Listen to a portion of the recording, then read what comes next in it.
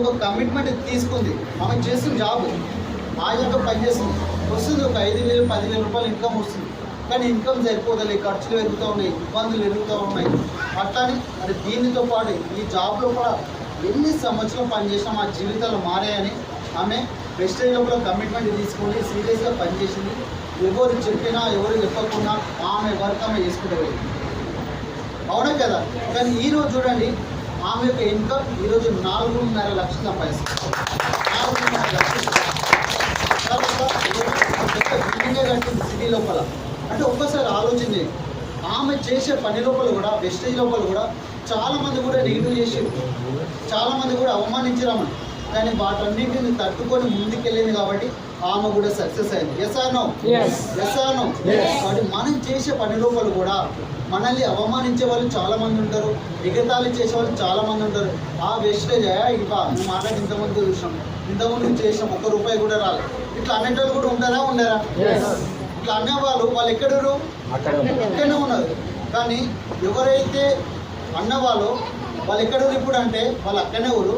కానీ ఎవరైతే ఈ వెస్టేజ్ లోపల 2 నుంచి 4 సంవత్సరాలు వాళ్ళు ఎవరు ఏమన్నా సరే, వాళ్ళు ఎగతాళి చేసినా సరే, వాళ్ళని అవమానించినా సరే, కానీ ఒక 2 నుంచి 4 సంవత్సరాలు ఎవరైతే ఈ బిజినెస్ లోపల కమిట్మెంట్ అండ్ కన్సిస్టెన్సీగా ఎవరైతే పనిచేస్తారో వాళ్ళు ఈరోజు లక్షల ఇన్కమ్ సంపాదించగలుగుతారు.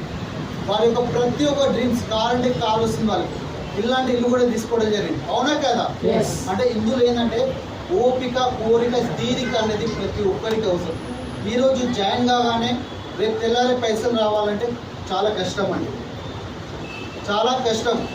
కొద్ది రోజులు ఓపికతో పని చేయాలి, పని చేస్తే పర్ఫెక్ట్గా మనకి ఇన్కమ్ అనేది వస్తాం. ఈ వెస్టేజ్ ఎలాంటిదంటే మనకి మామిడి తోట లాంటిది.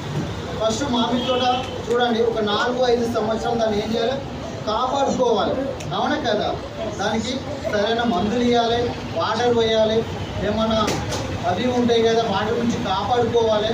ఒక 4-5 సంవత్సరాలు కాపాడుకున్న తర్వాత నీకు ప్రతి సంవత్సరం ఫలాలు ఇస్తూ ఉంటుంది. దాన్ని అమ్ముకో నిమ్మలంగా ఉండొచ్చు కదా. ఆ తర్వాత మేము పని చేస్తావా? పని కూడా చేయాలి అంటే కదా. అట్లాంటిదన్నమాట మన వెస్టేజ్. కాబట్టి ఇక్కడ ఏంటంటే సక్సెస్ కావాలంటే ఒకటే అండి, ఫస్ట్ మీ మీద మీకు నమ్మకం ఉండాలి. ఎవరి మీద? నీ మీద నీకు నమ్మకం ఉండాలి, నీ అప్లయన్స్ మీద నమ్మకం ఉండాలి, విన్నింగ్ సిస్టమ్ మీద నమ్మకం ఉండాలి.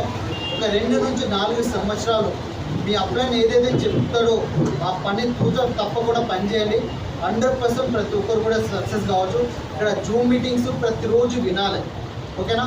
ఇట్లాంటి నియర్ బై మనకి మీటింగ్స్